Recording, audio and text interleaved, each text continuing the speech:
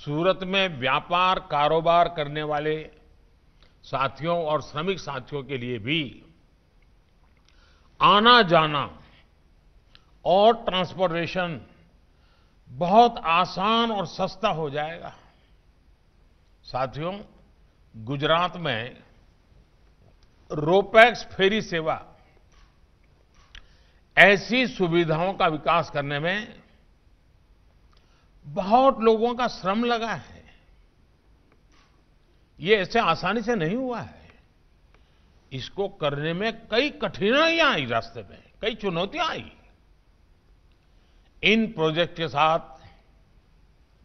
मैं बहुत पहले से जुड़ा हुआ हूं और उसके कारण मुझे उन सभी समस्याओं की बहुत जानकारियां हैं। कैसी कैसी मुसीबतों से रास्ते निकालने पड़ते थे। कभी कभी तो लगता था अब ये कर पाएंगे कि नहीं कर पाएंगे, क्योंकि हम लोगों के लिए नया अनुभव था गुजरात में तो। और मैंने इन सारी चीजों को देखा है और इसलिए इसके लिए जो मेहनत की है वे सभी अभिनंदन के अधिकारी हैं। उन तमाम इंजीनियर्स का, श्रमिकों का मैं आज विशेष रूप से आभार व्यक्त करता हूं, जो हिम्मत के साथ डटे रहे और आज इस सपने को साकार करके दिखा दे रहे हैं। आज वो परिश्रम, वो हिम्मत लाखों गुजरातियों के लिए नई सुविधा लेकर आई है, नए अवसर लेकर के आई है। साथियों, गुजरात के पास समुद्री व्यापार कारोबार की एक समृद्ध विरासत रही है। अभी मनसुख भाई सैकड़ों हजारों साल की तवारीख बता रहे थे कि कैसे कैसे हम सामुद्रिक व्यापार से जुड़े हुए थे।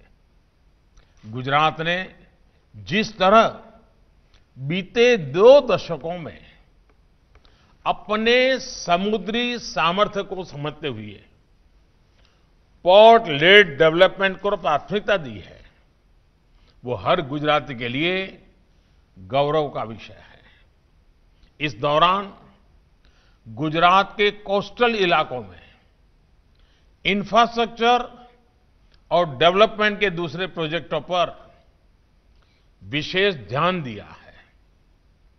राज्य में शिप बिल्डिंग पॉलिसी बनाना हो, शिप बिल्डिंग पार्क बनाना हो या स्पेशलाइज्ड टर्मिनल का निर्माण, हर इंफ्रास्ट्रक्चर को प्राथमिकता दी गई है। जैसे दहेज में सॉलिड कार्गो, केमिकल और एलएनजी टर्मिनल और मुद्रा में कोल टर्मिनल, इसके साथ ही वेसल ट्रैफिक मैनेजमेंट सिस्टम और ग्राउंड ब्रेकिंग कनेक्टिविटी प्रोजेक्ट को भी हमने पूरी तरह बढ़ावा दिया है। ऐसे ही प्रयासों से गुजरात के पोर्ट सेक्टर को नई दिशा मिली है। साथियों, सिर्फ पोर्ट में फिजिकल इंफ्रास्ट्रक्चर का निर्माण ही नहीं, बल्कि उन पोर्ट्स के आसपास रहने वाले साथियों का जीवन भी आसान हो, इसके लिए भी काम किया गया है। कोस्टल एरिया का पूरा इकोसिस्टम ही आधुनिक हो, उस पर हमने अपना ध्यान केंद्रित किया है। चाहे वो सागर खेड़ू जैसी हमारी मिशन मोड योजना हो या फिर शिपिंग इंडस्ट्री के स्थानीय युवाओं का स्किल डेवलपमेंट करके उन्हें रोजगार देना हो, गुजरात में पोर्ट लेड डेवलपमेंट का दायरा बहुत बड़ा रहा है। सरकार ने कोस्टल एरिया में हर प्रकार की बुनियादी सुविधाओं का विकास सुनिश्चित किया है। साथियों, ऐसे ही प्रयासों का परिणाम है कि गुजरात आज एक प्रकार से भारत के समुद्री द्वार के रूप में स्थापित हुआ है, गेटवे बन रहा है, गेटवे ऑफ प्रॉस्पेरिटी।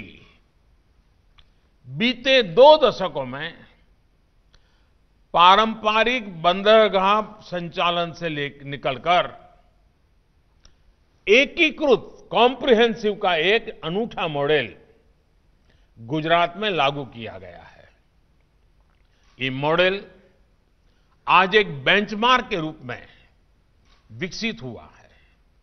आज मुद्रा भारत का सबसे बड़ा बहुउद्देशीय बंदरगाह और सिक्का सबसे बड़ा बंदी बंदरगाह है।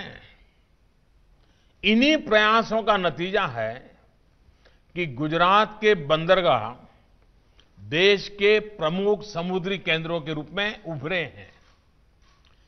पिछले वर्ष देश के कुल समुद्री व्यापार में से 40% से ज्यादा की हिस्सेदारी गुजरात के बंदरगाहों की रही है।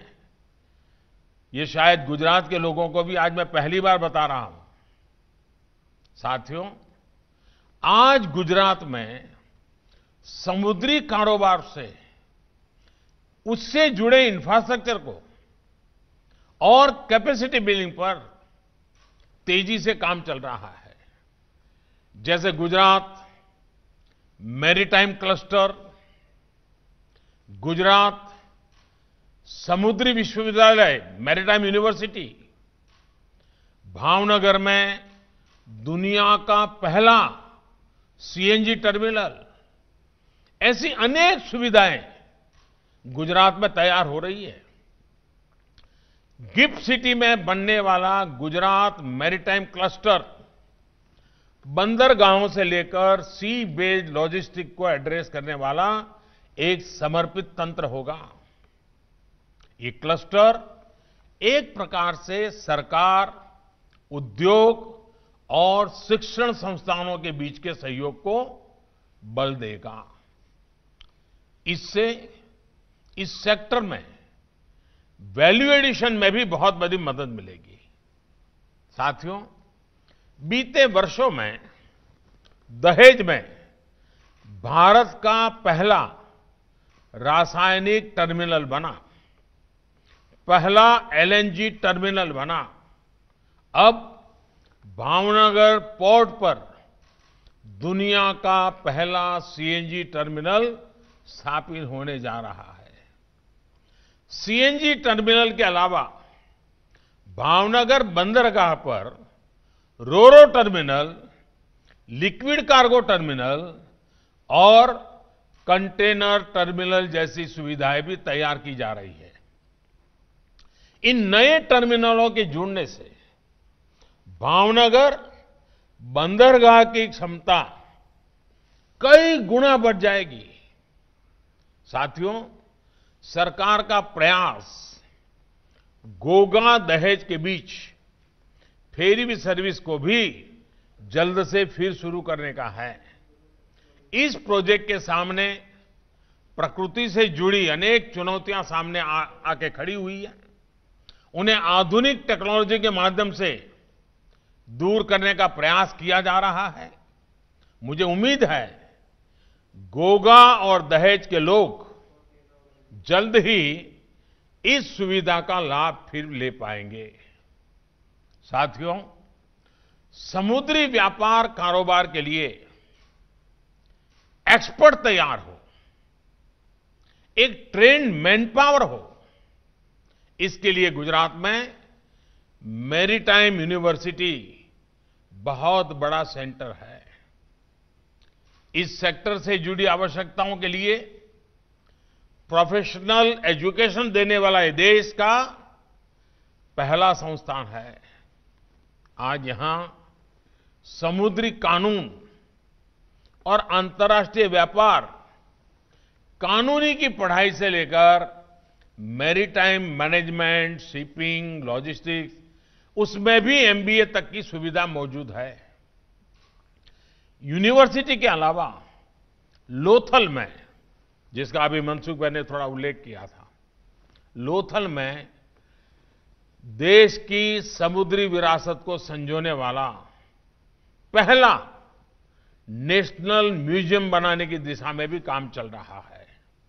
साथियों, आज की रोपैक्स फेरी सेवा हो या फिर कुछ दिन पहले शुरू की हुई सी प्लेन जैसी सुविधा, इससे वाटर रिसोर्सेज बेस्ड इकोनॉमी को बहुत गति मिल रही है।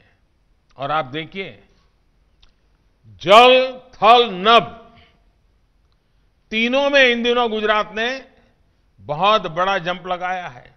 कुछ दिन पहले मुझे मौका मिला गिरनार में रोपवे के लोकार्पण का।